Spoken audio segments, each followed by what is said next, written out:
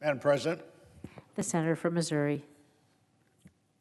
we just came to order. I assume we're not in a quorum call. Well, Madam President, on Monday, the United States set a new pandemic record with more than 1 million new cases in 24 hours.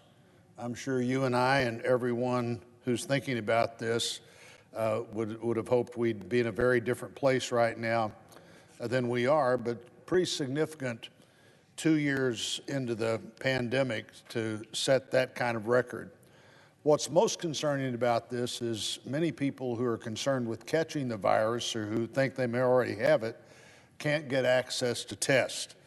Just heard earlier today on a call that the administration was providing information that they have asked for requests for information about who could provide a test, and then maybe requests for proposals about who might be able to provide tests.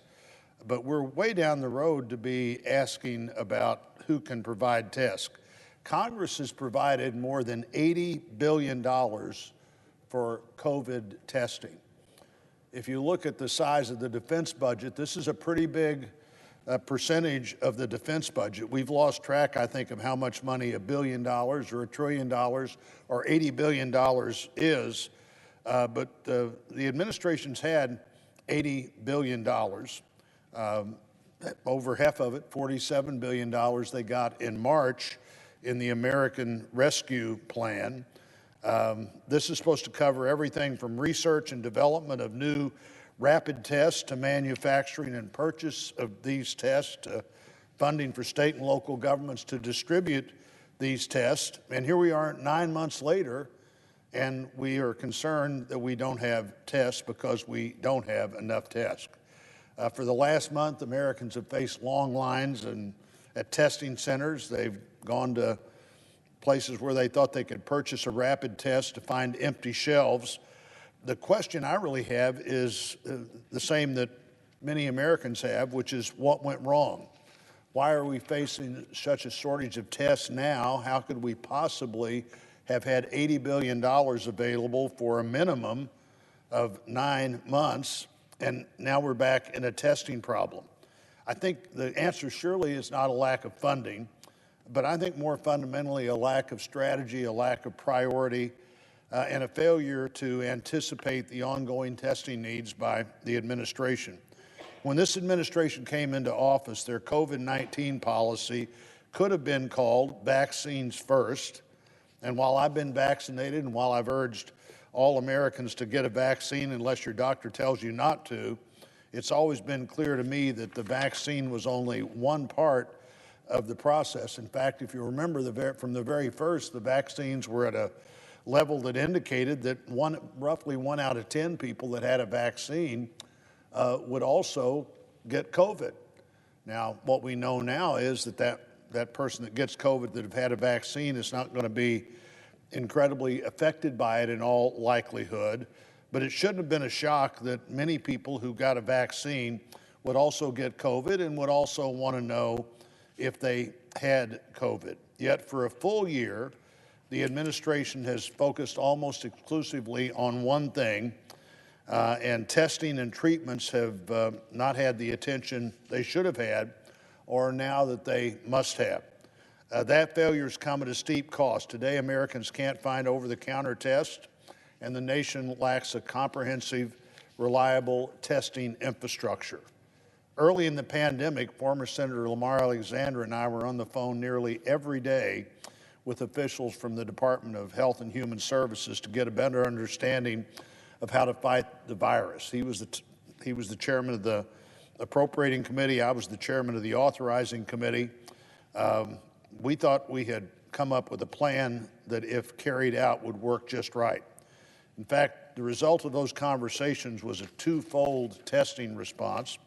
First, we started a program at the National Institute of Health called RADx, which we kind of based roughly on the TV program The Shark Tank, where people brought ideas in about how they could produce a test in ways that those tests were not being produced. And over $1 billion was invested directly with a dozen different companies that are producing today almost all of the tests that are available in stores, but obviously being sure that they were producing them at the volume that they needed to be produced was something we should have been paying attention to. We wanted to bring more tests to the market. We wanted to do it as quickly as possible and to provide the necessary government intervention to do so.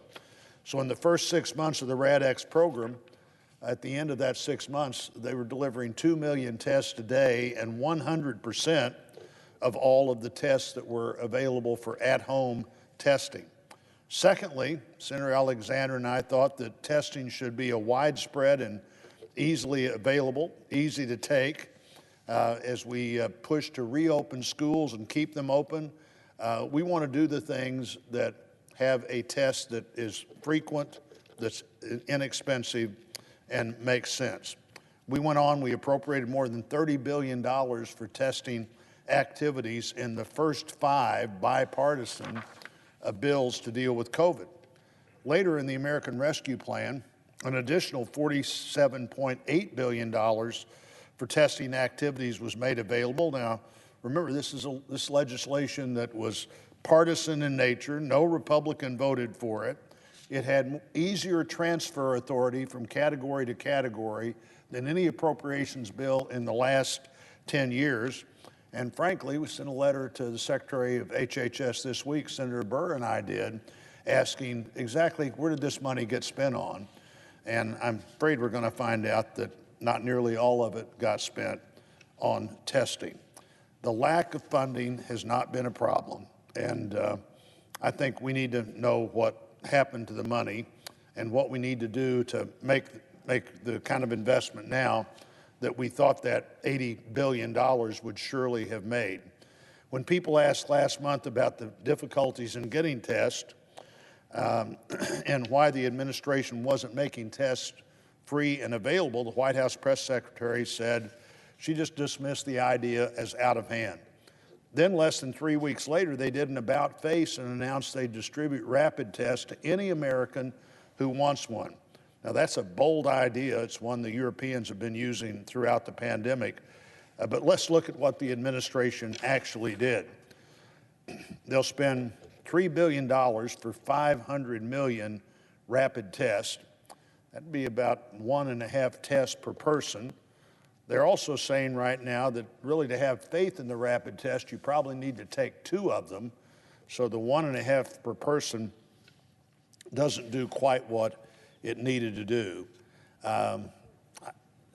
The approach to the answer to our testing shortage is not to send 500 million tests to the American people.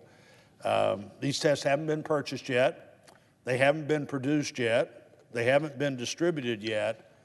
And what do we do in the next weeks as we wait for even that to be done? Finally, the administration says that the at-home tests are less sensitive to the Omicron variant than they need to be. I hope that's not the case.